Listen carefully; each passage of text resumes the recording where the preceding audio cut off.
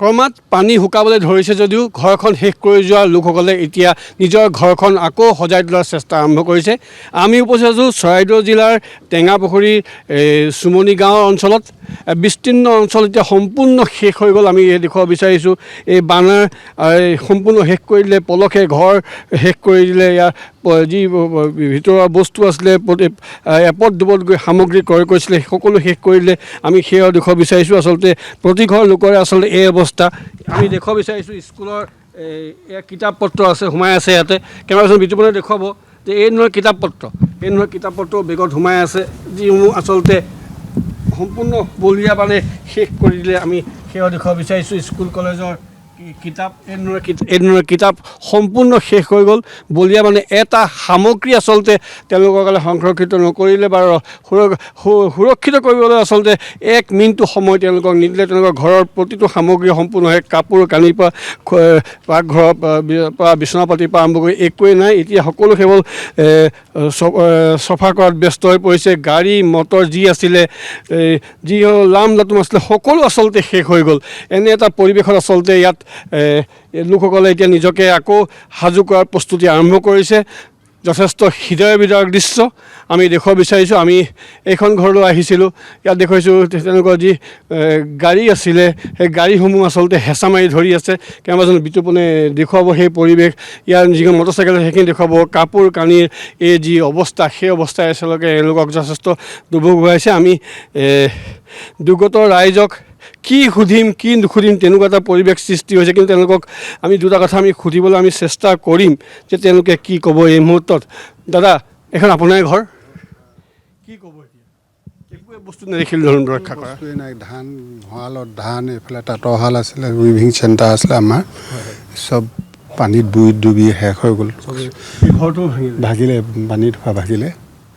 তাৰমানে যিটো মুহূৰ্তত আহিছে, তাৰমানে কোনো বস্তু বচাব নোৱাৰা হ'ল। গৰু ছাগলী ধান চান চব এতিয়া ভঁৰালত ধান ইয়াত ইমানখিনি গজালি মেলি আছে। আপুনি চাওঁ বুলি ক'লে চাব পাৰিব এনেকুৱা।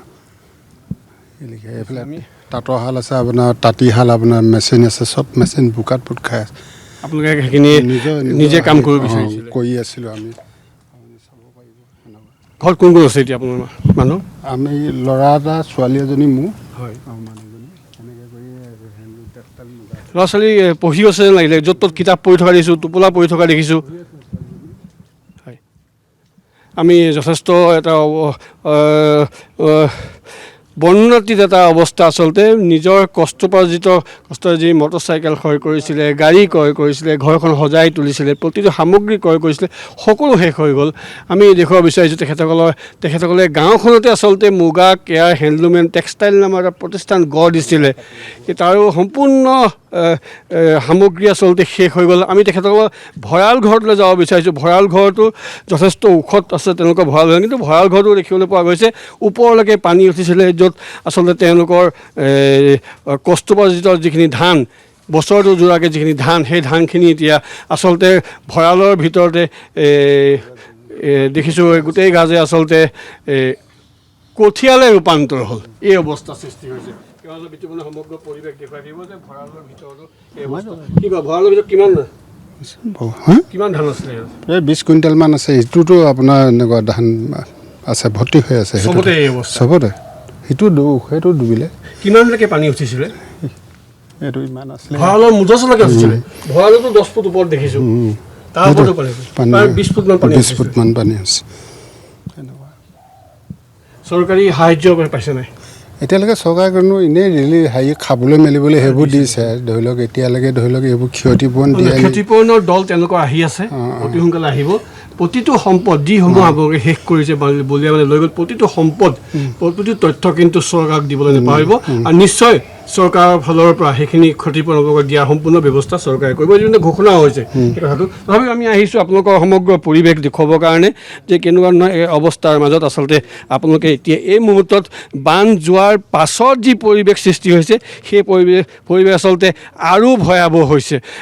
উৎকট গোন্ধ যি উৎকট গুণ, ইয়াৰ যি সামগ্ৰীসমূহ আচলতে পানীত পৰি থকা, এতিয়া ৰ'দ দিয়া সেই পৰিৱেশৰ পাছত যি উৎকট গুণ, সেই উৎকট গুণে আচলতে ইয়াত যে মানুহ থাকিব পাৰিব সেয়া কিন্তু যথেষ্ট চিন্তাজনক হৈ পৰিছে। কেওফালে কেৱল বোকা বোকা বোকা, আৰু এনে বোকাৰ মাজত জীয়াই থাকিবলগীয়া হৈছে এওঁলোকে বিভিন্ন সামগ্ৰী আমি আহিছোঁ, গতিকে তেখেতসকলে নিজৰ দুখসমূহ আচলতে আমাৰ কেমেৰাৰ মাধ্যমেৰে দেখুৱাবলৈ চেষ্টা কৰিছে। আৰু আমিও নিউজ লাইভৰ প্ৰতিজন দৰ্শকক দেখুৱাব বিচাৰিছোঁ উজনিলৈ অহা এই ভয়ংকৰ বলীয়া বানে আচলতে এখন ঘৰ কেনেকৈ শেষ কৰি, এখন ঘৰ নহয় গাঁৱৰ পিছত গাঁও আচলতে কেনেকৈ শেষ কৰি দিলে, সেয়াও আচলতে যথেষ্ট দুখজনক কথা। আমি সেয়াও আচলতে দেখুৱাবলৈ চেষ্টা কৰিম।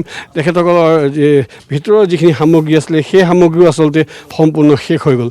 আমি আপোনাৰ ভিতৰলৈ যাম। ভিতৰত কি আছে দাদা?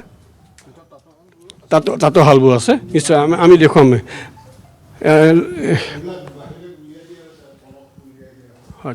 আৰু এইধৰণে আচলতে যথেষ্ট অৱস্থা বেয়া দেখিবলৈ পোৱা গৈছে।